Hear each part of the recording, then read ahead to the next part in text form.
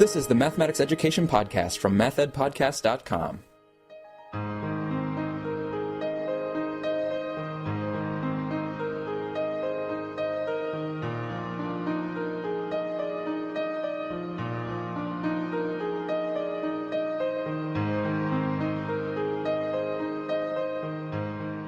Welcome to the Math Ed Podcast. My name is Sam Otten from the University of Missouri, and my guest today is an emeritus professor from the University of Missouri, my colleague from just down the hall, Doug Grouws. Thanks so much for being here. Well, it's my pleasure.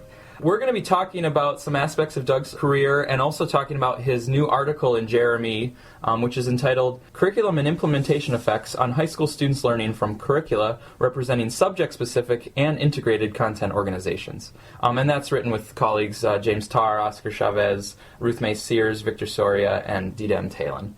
And before we get to that article, though, Doug, I want to back up quite a ways, but ask you about your dissertation and where your career started in math education. Well, I want to mention, first of all, that I was a high school mathematics teacher in Wisconsin, Eau Claire, Wisconsin, for a number of years, and that led quite naturally to me attending the University of Wisconsin, where I did graduate work and finished my PhD there under the mentorship of J. Fred Weaver.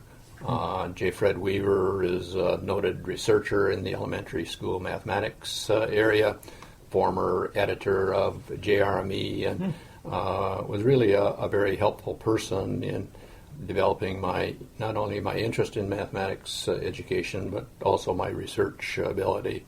I'd also mention that I had a really good experience at Wisconsin, based in part on some of my peers that were there in the discussions that we had, in particular Tom Carpenter, Mary Lindquist, Douglas MacLeod, and many others. So it was a very positive experience at the University of Wisconsin.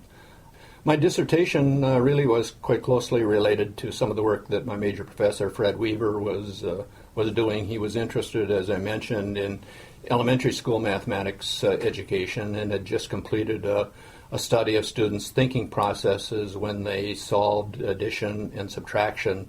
Open sentences was what they were called then, but they were really just equations with placeholders. And my dissertation really followed from that, in that I studied students' performance and their thinking methods in solving multiplication and division open sentences, using written surveys and then following up with individual student interviews. And so that's kind of what led to my dissertation. Mm-hmm. And I remember reading some work by you out of the process product paradigm, but I was wondering if, starting maybe at that point, but moving forward, if you could take us through some of the main themes of your research, after you finished your dissertation and entered into academia. Well, sure. My first position was here at the University of Missouri, and coincidentally, the same year that I came, Dr. Tom Good came to Missouri from the University of Texas, and we developed a lasting friendship and what I think is a productive research agenda. Basically, we were interested in identifying effective mathematics teaching methods, and the way we went about doing this was to study large groups of teachers and their impact on student learning by looking at the students' achievement records. Mm-hmm. And basically, this led to identifying teachers that year after year got particularly good results with regard to student achievement, and teachers that tended to underperform. So once we identified those teachers, we spent, what I consider almost endless hours with the help of graduate students studying their classrooms, observing what they did, and from that we put together a model or a framework for effective mathematics teaching, and this was all naturalistic work, correlational work, and of course correlation doesn't necessarily mean cause and effect, and so we conducted two rather large experimental studies, one at the upper elementary school level and one at the junior high school level. Mm-hmm. And in both these studies, the learning model that we developed proved to be very effective in terms of increasing student achievement, better than the teachers that were just asked to teach in their normal way. So, long story short, this led to the book that we jointly authored along with Howard Ebermeyer, Active Mathematics Teaching, and that framework has been used in quite a few schools across the country in connection with staff development and professional development work.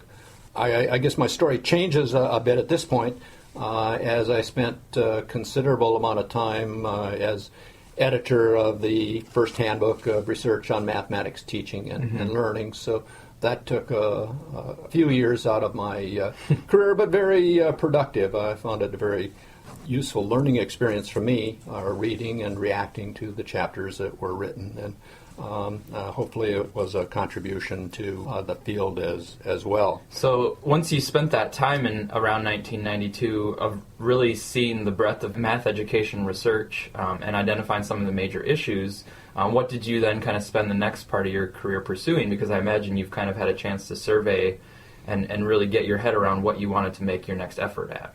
Yeah, well, that focus was primarily on teaching and effective teaching methods, and from that I got very interested in students' problem-solving ability and particular teaching methods that might facilitate students' problem-solving ability. And it wasn't too long after that that my career changed again. Well, let's leave it at shortly after I finished the handbook.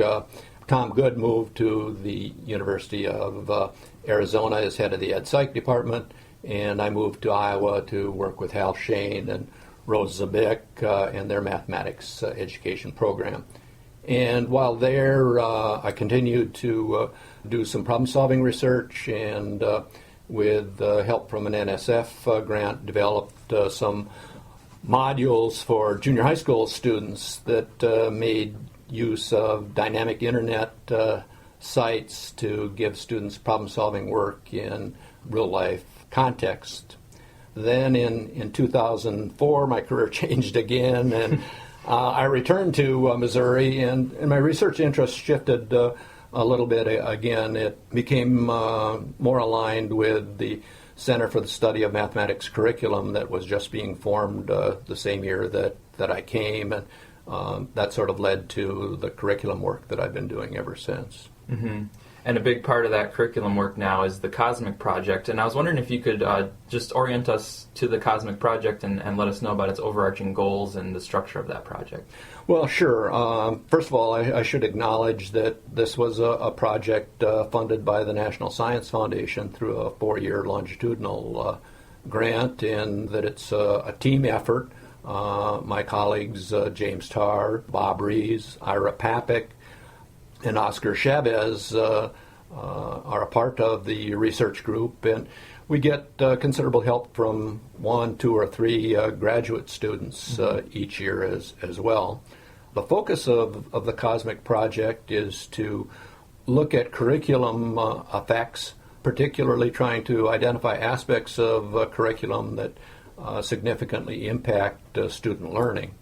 And as you know, teachers rely heavily on textbooks, and this has been documented in a number of studies. And so we wanted to begin studying curriculum effects on student learning, where we looked at student learning quite broadly, that is, using multiple outcome measures. Mm-hmm. When you're looking at these curriculum issues, what was your sort of overall design of the data that you were going to collect? What kind of variables did you make sure to set up right in the design? Well, when you're thinking about curriculum effects, and in particular aspects of textbooks that might be important, there's been a number of studies done previously that took a rather narrow view of the textbooks, narrow in the sense that they might compare textbooks based on the length of the textbook, or the number of exercises in the textbook, or the reading level of the textbook. And we wanted to take what we considered something a little bit larger and we also considered something that we thought was a little bit more important, and that is how the content in the textbook is organized. And as you know, there's a major difference in textbooks available in the United States at this point in time. Some of them are subject-oriented, and so at the high school level, there's a course in Algebra 1, then Geometry, Algebra 2, Pre-Calc, and so on. And then there's also the textbooks where the content is more integrated, where the students study a little bit of algebra, a little bit of geometry, a little bit of finite mathematics, a little bit of discrete mathematics, and so on each year, and the courses are named Course 1, Course 2, Course 3, and Course 4. And so that's a pretty significant difference between the texts, and we thought it would be important to do a very carefully done study that examined the impact of these two content approaches.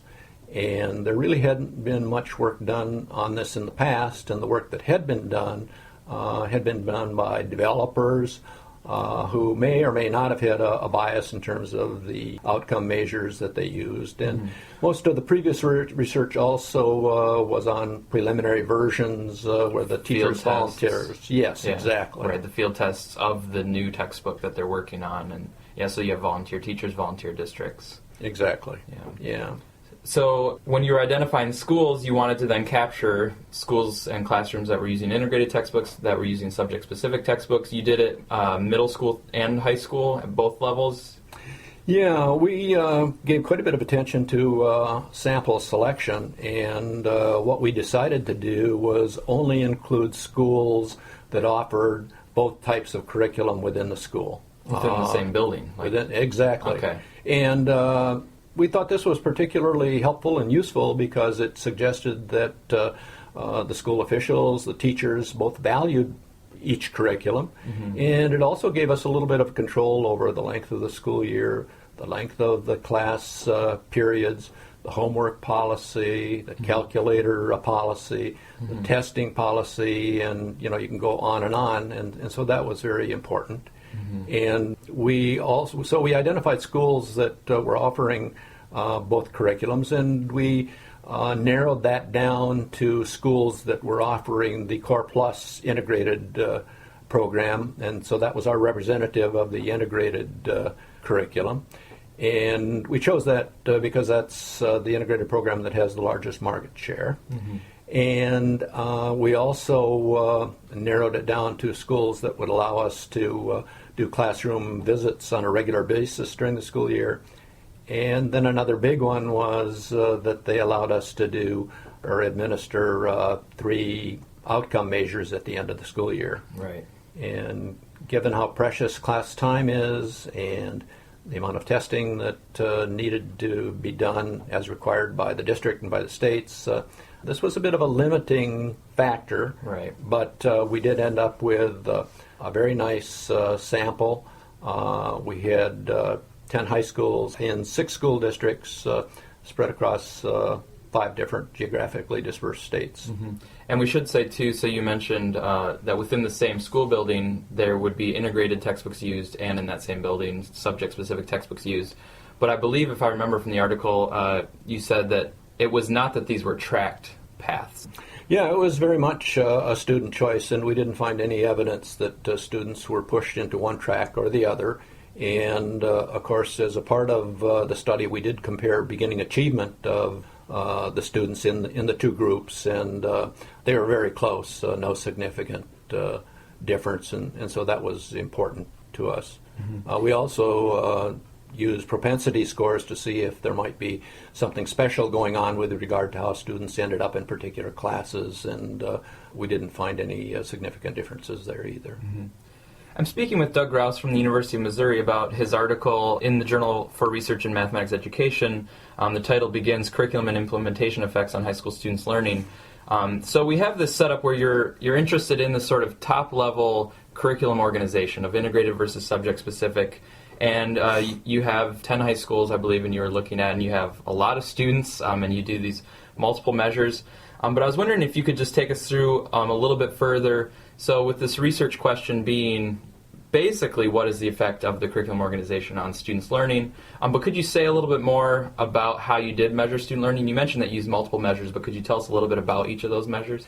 Yeah, we used three measures at the end of the school year, and one of them was a standardized achievement test, the Iowa Test of Educational Development. And we chose to include this because lots of people in education value standardized achievement tests. It's a multiple choice test, and so we thought it was important to include that. And then we developed two other outcome measures as part of our project work. One was a test of common objectives. That is, it measured objectives that were common to the two curricula, and it consisted of open-ended items that were rubric scored, and the scores were eventually scaled using item response theory. And then the other measure that we developed was one that focused on problem solving and reasoning, and again, constructed response type test, rubric scored, IRT scaled, and so on. And probably should mention something that we didn't measure, and that is we didn't measure concepts or ideas that were in one curriculum but not in the other curriculum. Given limited testing time, we didn't think that was very worthwhile, because it was pretty obvious to us that if students in one group studied an idea and the other group didn't, the students that studied that concept are obviously going to perform better. Right, yeah, it's kind of like if you find that, it's not really much. And plus, you're already asking the schools for quite a bit to make sure you can run those first three measures that you mentioned. That's exactly right. So I'm curious then about, what was your main finding for that overarching research question about the organization of the curriculum? And then maybe we can also talk about some of the other kind of nuances that you found as well. Yeah, I should mention that before we talk about those main curriculum effects, that we were very much concerned about implementation, and we didn't want at the end of the day to have some conclusion where we couldn't say that the teachers followed the curriculum. So we did quite a bit of work with regard to implementation, classroom visits, and so on, and we can talk about that in a minute perhaps. Our findings concerning content organization were, I think, pretty dramatic. We really at the outset didn't know how this was going to turn out, and we're a bit surprised that on each of our three outcome measures, the students that studied from the integrated curriculum were significantly advantaged, and the effect sizes were reasonably large, 0.31 on the common objectives test, 0.45 on the test of reasoning and problem solving, and 0.17, I think, on the Iowa Test of Educational Development. So, yeah, some striking effect sizes there that are sometimes hard to come by in education research. Just to clarify, what was the statistics that you used to arrive at those effect sizes, and what were some of the sort of background variables that you controlled for to arrive at those? Well, our analysis was basically what's called hierarchical linear modeling, and this is a statistical procedure where you have a sample that's nested. That is, we had students nested within classes, nested within schools, and as part of the analysis, we developed models of student learning for each of our three outcome measures. And the model basically is a linear combination of factors that explains how each of the factors contribute to the student's learning.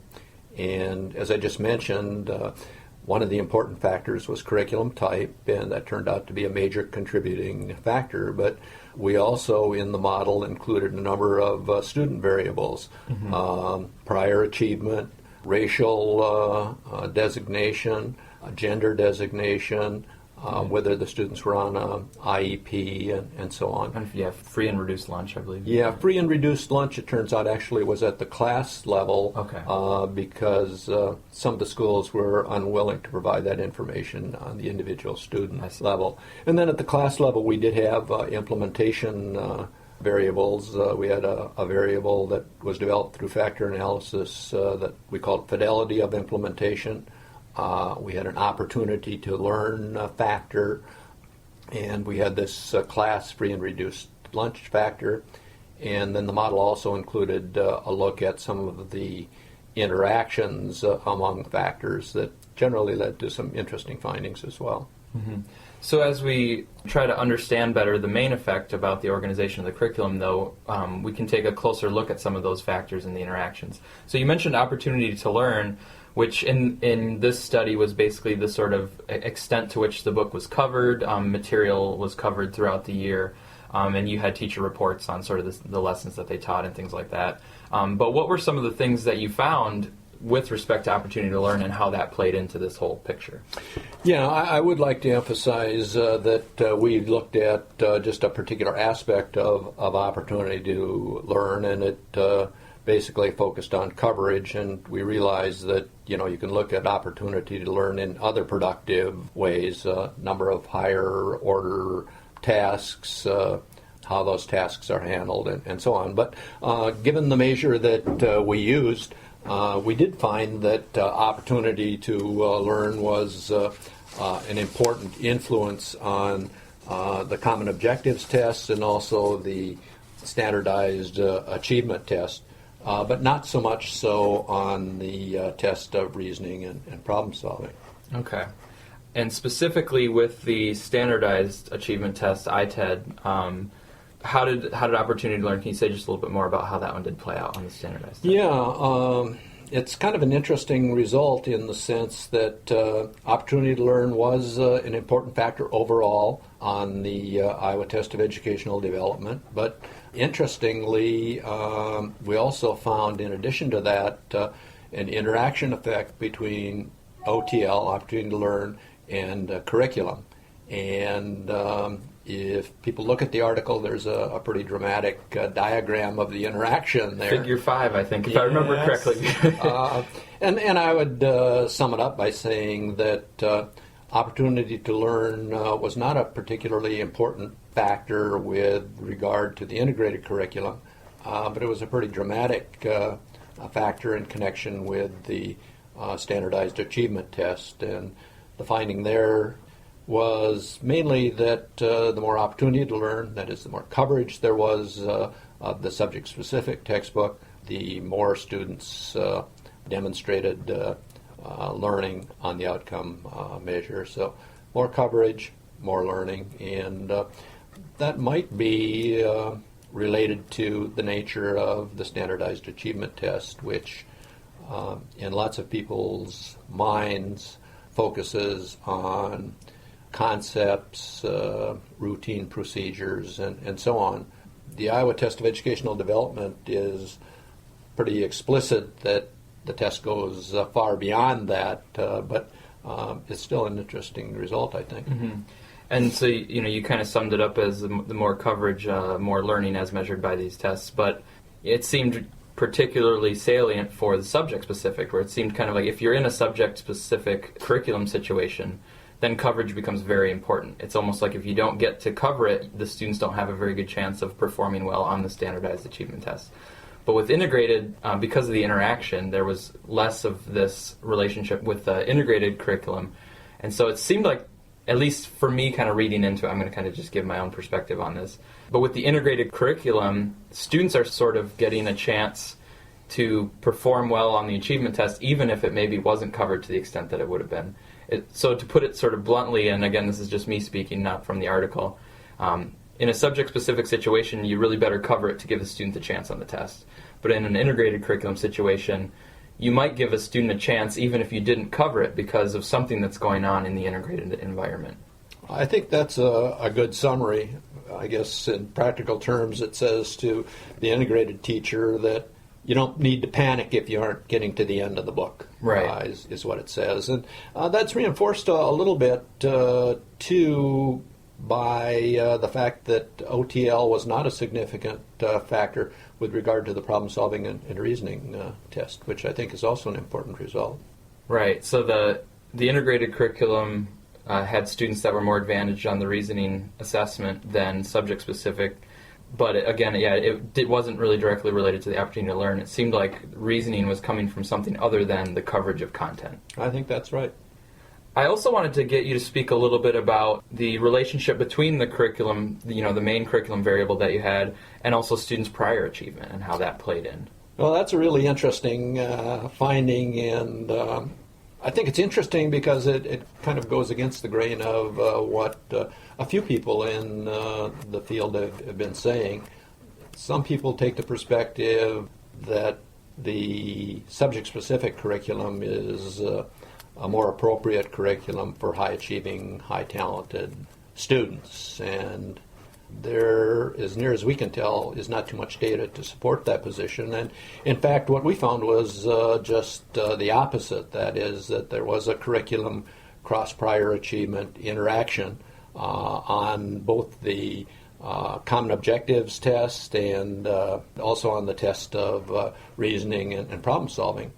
And the main finding was that high-ability students, high-talented students, were significantly advantaged if they studied from the integrated curriculum. So you can sum up the situation by saying that overall students were advantaged by studying from the integrated curriculum, and highly talented students were particularly advantaged from studying from that curriculum. And I think that's a pretty interesting result. Mm-hmm. So in the study, you looked at a variable called the classroom learning environment, which includes things like the extent to which the teacher is building on student thinking, students have a chance to explain, pushes for justification, and various aspects of the environment in which the learning is taking place. And that builds on some of the work done by members of the Cosmic team. I remember a 2008 Jeremy article that included the standards-based learning environment of a study of middle school curriculum. And so I was wondering if you could help us understand the connection between that 2008 study and the Cosmic work here that's at the high school level, and how the classroom learning environment plays into that. In the middle school study, they defined it a little bit differently than we did, but it was the same concept involved, and they found some significant differences. We didn't find any significant differences. And so why is that? Well, I wish I knew.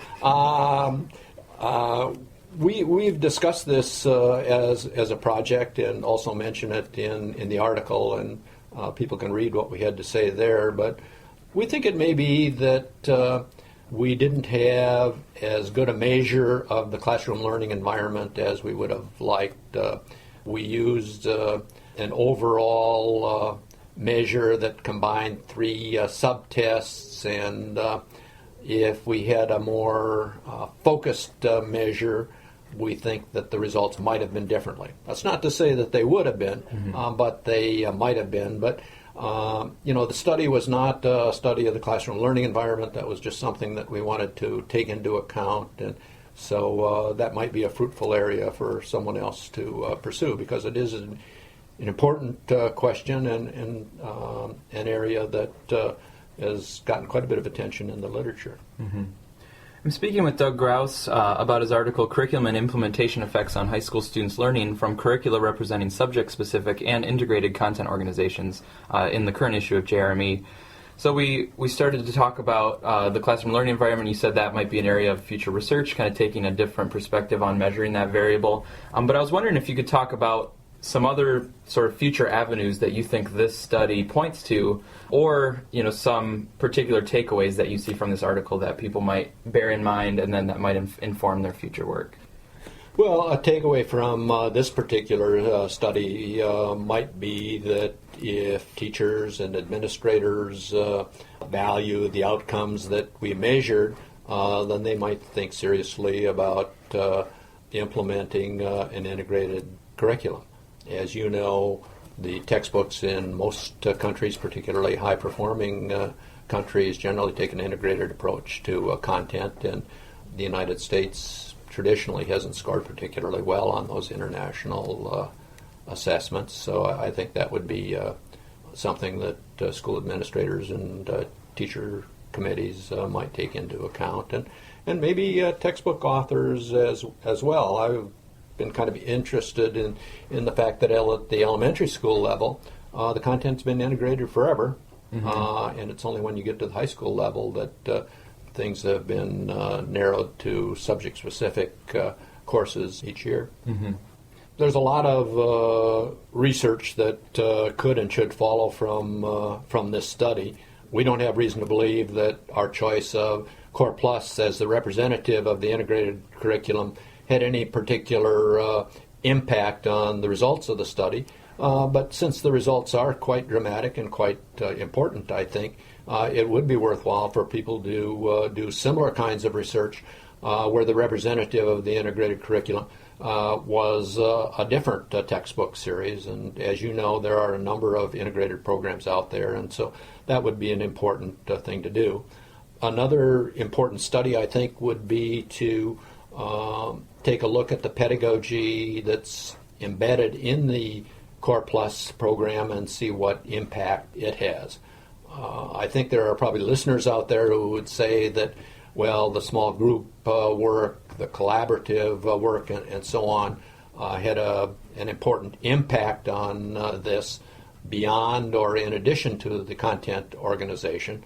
But that would be worth studying. It would be an interesting study to me if a different pedagogy was used in connection with the Core Plus material. Mm-hmm. This might be anathema to the authors of that curriculum, but maybe a pedagogical approach that focused a little bit more on increasing the amount of interaction between the teachers and the students rather than among the students themselves might be more productive. As you know, if you look at my previous research, I have a lot of faith in teachers and the important role that they play, and that if for a large part of the period they're sidelined to just going around and checking on groups, I'm not so sure that makes use of their expertise and knowledge of students' backgrounds. And so that'd be an interesting study to do. Right. I have some interest in that myself. Mm-hmm. Yeah, and I think with group work, it can really get the students activated in the mathematics, but it can also be an opportunity for the students to basically goof off more. It gives them some freedom from the teacher's oversight and control, and so some students will use that rather than to engage in rich mathematical practices. They'll use that to pull out their phone or to have a side conversation, and so there's definitely potential benefits and potential drawbacks to that kind of pedagogy. So I think some more work is needed to really untangle that from this mix of the content organization and the pedagogy and the way that the students are interacting in the class. My guest is Doug Grouws, and I introduced him as emeritus professor. He's recently retired here at the University of Missouri, though he still seems to be around the math ed suite quite a bit, if I do say so. But I'm curious now, in retirement and looking ahead, what sort of activities do you see yourself doing? What do you feel excited to get into? Well, I do hope to continue to be active in mathematics education. We've got a number of important findings that haven't been written up yet, and so I want to continue to work on that. But that said, I'd like to do a little bit more traveling, have a little bit more leisurely schedule, improve my golf game. Mm-hmm. If any of the listeners want to give pointers, I'm very open to that kind of advice. We'll have to look for some nice golf courses near the next NCTM conference or AERA conference. That sounds good to me. Doug, thanks so much for spending the time talking about your work. I really enjoyed it. Thank you.